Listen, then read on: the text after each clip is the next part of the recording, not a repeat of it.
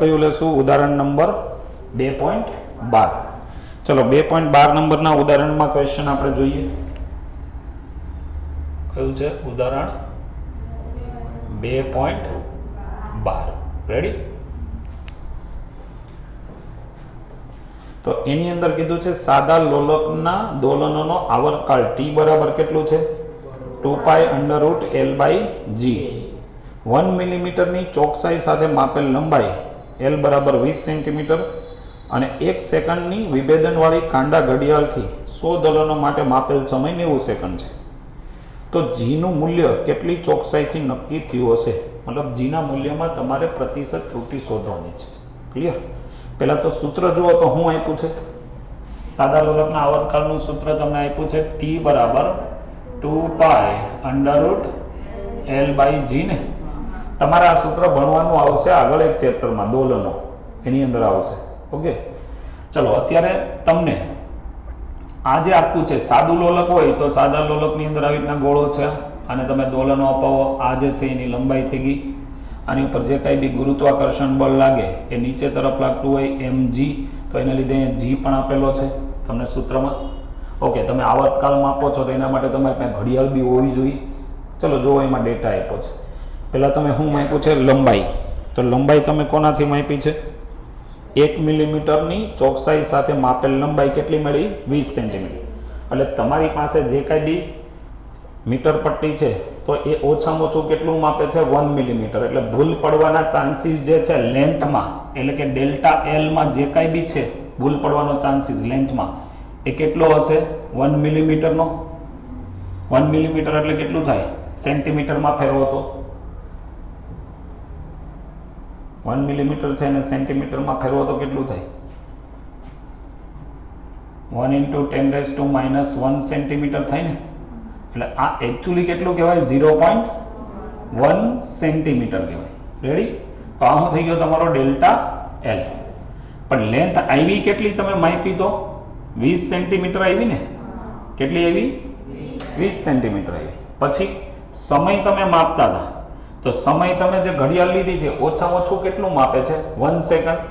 તો સમયમાં અગર ફેરફાર થાય, અગર એની અંદર એરર આવે તો કેટલી આવી શકે? 1 સેકન્ડની આવી શકે. એમાં તમે કેટલા દોલનો માપ્યા? 100 દોલનો. એના માટે ટોટલ ટાઈમ કેટલો લાગ્યો? 90 સેકન્ડ. એટલે ટી કેટલો છે આપણી પાસે? 90. તો જીની અંદર કેટલો? જીનું મૂલ્ય કેટલું ચોકસાઈથી નક્કી થયું હશે? એટલે તમારે ડેલ્ટા g/g કાઢવાનો, પણ એને પર્સન્ટેજમાં ફેરવવાનો. રેડી? તો આ તમને પૂછે કેવી રીતે કાઢશો? કયું સૂત્ર લગાવશો?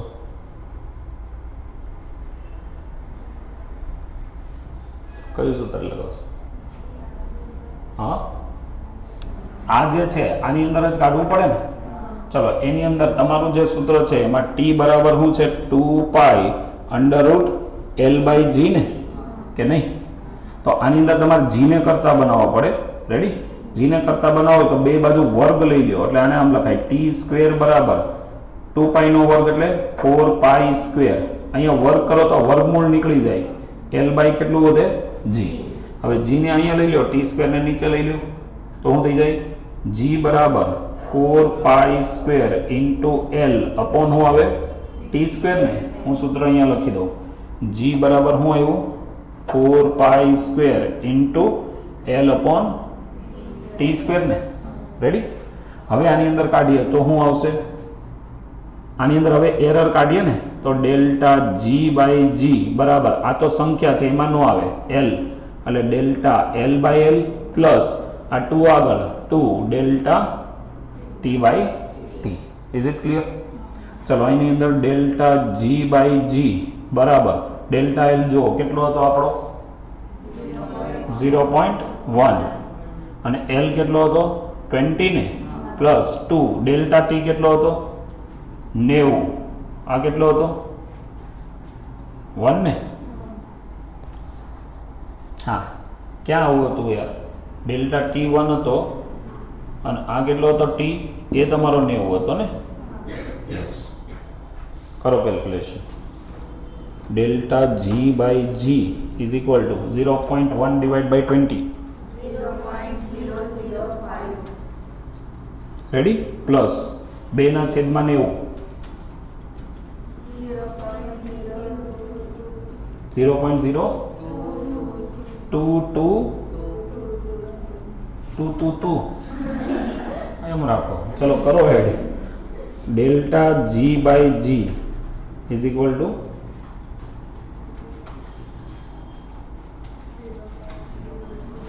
0.0272 પછી આગળ ચાલ્યું જાય ને તો આ તો હું મળ્યું તમને ડેલ્ટા જી બાય જી મળ્યું ને આને તમારે પર્સન્ટેજમાં ફેરવવું હોય તો શું કરવાનું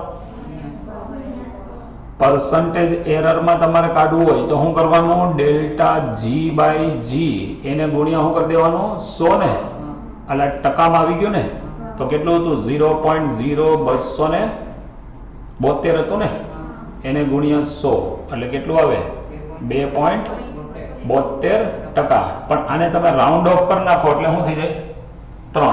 તો જવાબ શું આપ્યો છે જો 3% આપ્યો છે ને આ તો આ 3% જવાબ તમારો ક્લિયર ડન. એની પછીનો દાખલો જુઓ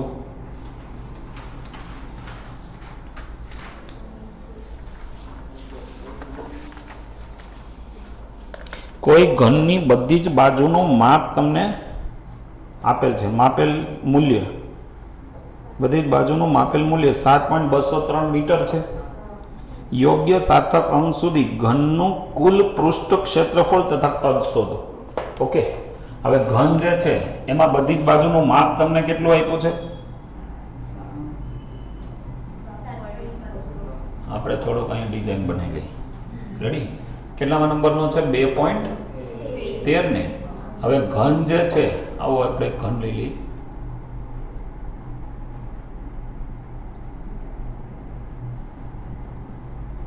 અને દરેક બાજુનું માપ કેટલું આપ્યું છે L બરાબર 7.203 મીટર ને તો એનું એ જે ઘન આપ્યો છે ને એનું કુલ પૃષ્ઠ ક્ષેત્રફળ તથા કદ શોધો.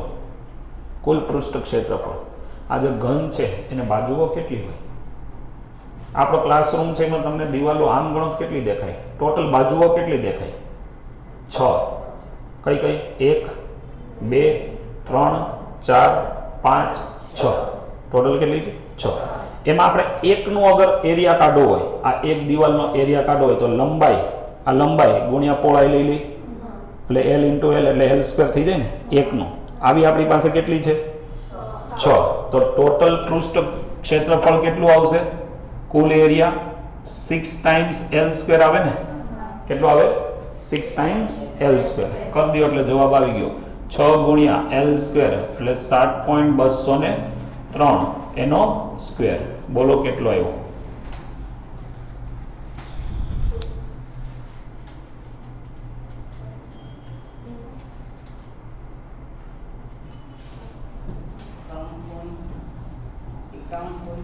આનો વર્ગ કરીને આની યાર ગુણી દીધો હા તો ગુણો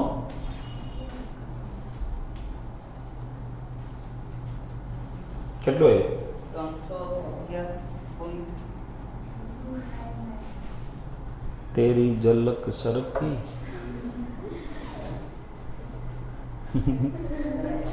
પુષ્પા છે આપણો ઝૂકેગા નહીં સાલા જવાબ भी नहीं આપેગા સાલા કેટલો આવ્યો 311.29 નહીં બોલતો જ તો બિચારો 311.29 ને રેડી પછી 92 ને હવે તમારે આમાં સાર્થક અંકો રાખવા પડશે કેટલા રાખીએ આપણે 4 સુધી રાખીએ તો અહીંયા 2 સુધી જ રાખવું પડે ને તો અહીંથી આને હટાવતા હોય આ 2 હટે કાંઈ ન આવે આ હટી ગયું તો આની અંદર શું થઈ ગયું 30 થઈ ગયું ને એટલે અહીંયા 3 આવશે તો 311 પોઈન્ટ કેટલું 3 છે પણ શું આવે મીટર સ્ક્વેર. યુનિટ નાખવાનો ભૂલવાનું નહીં. હજી બીજું કદ બી પૂછેલું છે કદ કેટલું આવે કદ એટલે v લંબાઈ ગુણ્યા પહોળાઈ ગુણ્યા ઊંચાઈ L × L × L એટલે L³ ને તો ચલો L ક્યુબ કરી દો સીધું 7.203 નો ઘન કરો 7.203 ગુણ્યા 7.203 ગુણ્યા 7.203 કેટલું? હા 373. હા કાંઈ વાંધો નહીં, આમ આ બી આપણે 4 સુધી જ રાખીએ તો 373.7 સુધી જ રાખવું પડે ને.